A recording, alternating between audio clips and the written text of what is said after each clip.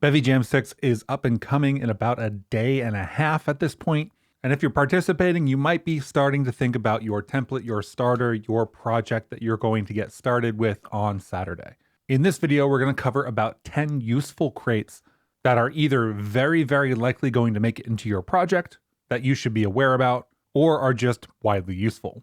After that, I'll additionally cover a couple of tools for doing level design or other things that I think that you should know about for the jam. Starting off with Bevy Enhanced Input. Now, Bevy Enhanced Input is really, really cool. You can kind of think of it as a successor to Leafwing Input Manager if you've used that in the past. And if you have input for your game, which you probably do, this is going to be a crate that you are going to want to include in your application. The general pattern involves setting up bindings and mapping those bindings to actions in your game. Therefore, you are not operating on individual key presses like when key pressed A, but rather you're probably using observers and reacting to the actual actions that are capable of being executed in your game. So in this case, there's a move event being fired that was bound somewhere else, and you can use that movement in various ways. That movement may come from a keyboard, it may come from WASD, it may come from arrow keys, it may come from a game controller, it could come from any other input device. And this is a crate that will help you abstract that and is just incredibly useful. Another crate that tends to make it into everybody's project is Bevy Asset Loader. In general, Bevy Asset Loader is kind of a higher level on top of the Bevy's asset loading APIs. It allows you to define some structs with some handles to resources, or what will become handles to resources and paths to those assets, and then manage loading using different states. You can use as little or as much of this crate as you want to, all the way up to tracking the progress of loading assets and displaying that on a loading screen. Something that I consider basically the same crate, but is actually a different crate, is Bevy Common Assets. And what this can do for you is the same way Bevy Asset Loader helps with loading a whole bunch of different kinds of assets as handles.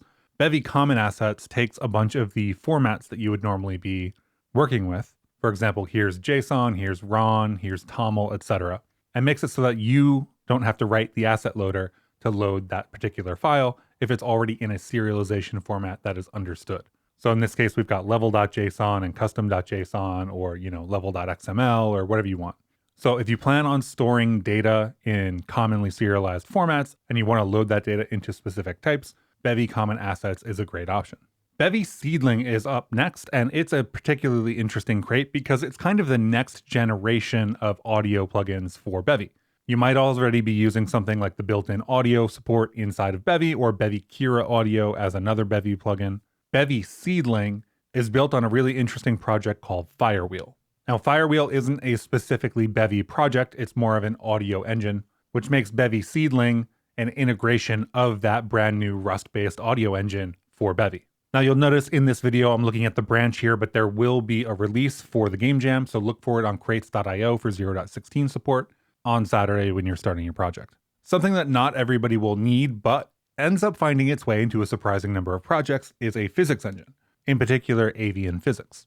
Now, there are basically two major options for physics engines. It's kind of avian physics on one end and rapier physics on the other. Both are just fine.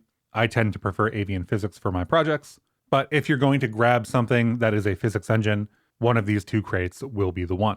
And that brings us to the last kind of crate that kind of makes its way into a lot of jam entries, but isn't necessarily applicable to every single project, and that's Bevy Tenua.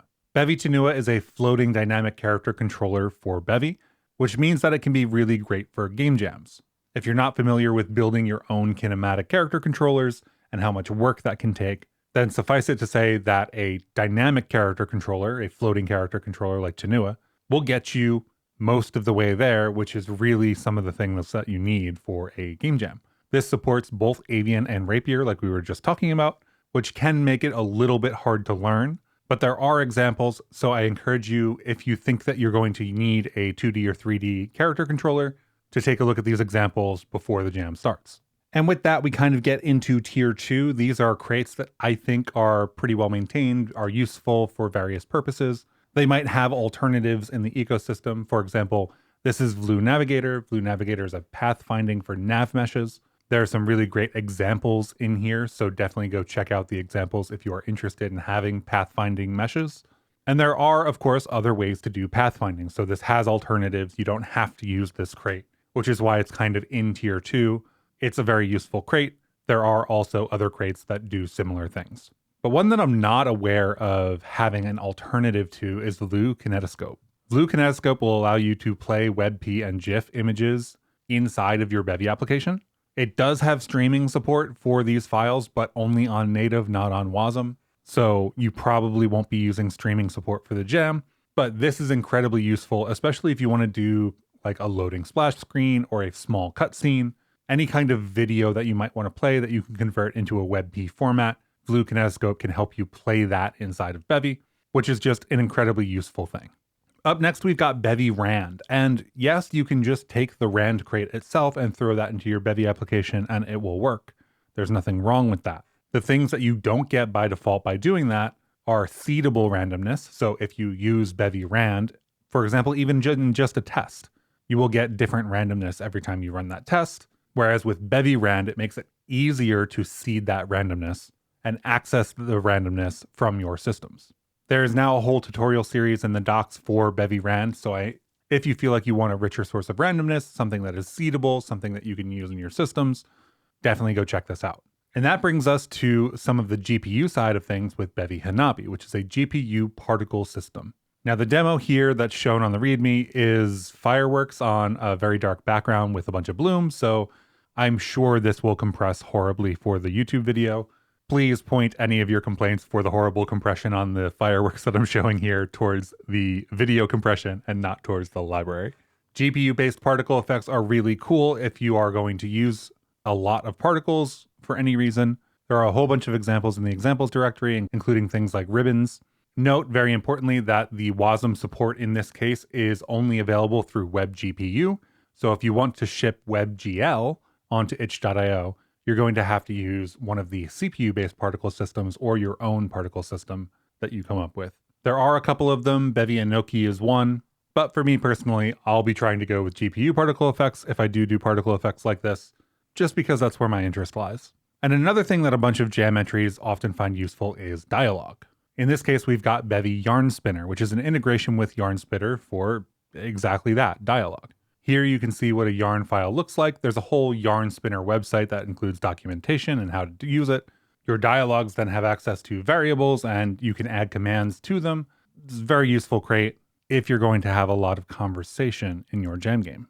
And last up in our crate section, we've got Noiz, N-O-I-Z, which is an up and coming noise crate for Bevy. One of the things that I really find interesting is that Noiz is no standard, which I really value given that I spend some of my free time building Game Boy Advance games, and it has some nice quality of life features like changing the seed automatically between octaves of noise, and a fairly extensive collection of noise that you can actually create.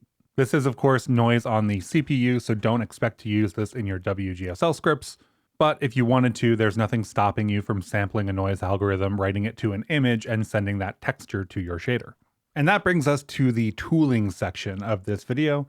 This is going to be extra tools and level editors and things like that that you can use to make your development process a little bit more fun and easy. Starting off with Bevy CLI. Now, I made a full video about Bevy CLI a couple days ago, and then I made another video about some of the templates that are available when using the Bevy CLI, as well as the Bevy linter. So definitely go check those out if you want a deeper dive. But suffice it to say, if you want to do Bevy new with a template and construct a new app, you want to run Bevy lint and lint for Bevy specific things, or probably most importantly for the itch.io deployment for your game jam, if you want to be able to Bevy build web or Bevy run web without having to do a bunch of setup, the Bevy CLI is the place to go. And that brings us to something really interesting and really experimental. That's Bevy simple sub-second system. Now this is implementing a feature called hot patching at the moment. And while hot patching doesn't really have a generically applicable understood term in general, you can think of this as hot reloading your Rust code while your binary is running, as you can see in this little clip here, where there is a running binary on the left-hand side, and there's some UI being edited on the right. This is extremely cool, but also quite experimental. You need to install things like the Dioxys CLI and know a little bit about what you're doing when it comes to building Bevy apps. So I would highly suggest this as an experiment for people who are comfortable building Bevy apps, and I would not suggest it at all for people who are very new or building their first Bevy app. But the fact that we can get sub 1 second hot reloading of Rust code for a running binary application is absolutely incredible, and I'm really looking forward to seeing this stabilize. Now, when it comes to building 3D games, Bevy doesn't have an editor, so it can be hard to visualize what you're placing in a world. Currently, there are two major approaches for doing this that are sort of pre-built, standalone things that you can just use rather than building your own 3D level editor tools. One of those is trenchbroom, and the other one is Blender. There are two Bevy-related projects for this. One is Bevy trenchbroom for trenchbroom, and one is Skeen for Blender. I would roughly articulate the trade-off here being if you are comfortable with having a quick style map, then trenchbroom could be what you want. If you want the flexibility or are already familiar with Blender, then Skeen will allow you to apply Bevy components from inside of Blender. And other than that, it's really up to you which one you want to use for your 3D assets. For 2D, some of the level editors that come up are often ldtk and tiled. And Bevy has various integrations for ldtk and tiled. This one on the left is Bevy ECS ldtk, and on the right is Bevy ECS tiled. These both happen to be built on top of Bevy ECS tile map. There's also nothing stopping you from writing your own integration with either the tiled format or the ldtk format. But if you're doing a 2D game, I would highly encourage you to take a look at tiled or ldtk for your level editor. Getting close to the end here, we've got Bevy Inspector eGUI. Bevy Inspector eGUI is customizable, but one of the first things you'll probably end up doing is using the World Inspector, which will display all of your entities, resources, and assets, and so on in a nice little sidebar. This sidebar can be enabled or disabled on a button click, and quite often allows you to modify the values inside of the components on these entities. Extremely useful crate. Tons of people end up using it for development. Definitely check it out if you've never seen it before. And then of course it's my video, so I'm going to throw in one of my own crates at the end here, which is Bevy Blockout. This is a triplanar mapped material. The cube and the plane have a very steady grid with a checkerboard pattern on it, and the sphere really shows off that triplanar mapping. This is really meant as a material for blockouts. So if you're just trying to scaffold things out and place things in different places, this isn't really meant for your final game. And it's implemented as a extended material, so you get all of the fancy benefits of using a standard material, and then the blockout material will just layer on top of that. And that's it for my suggestions for Bevy Game Jam number 6. If you feel like I missed something, please leave it in the comments so that other people can check it out, and I will see you on Saturday morning.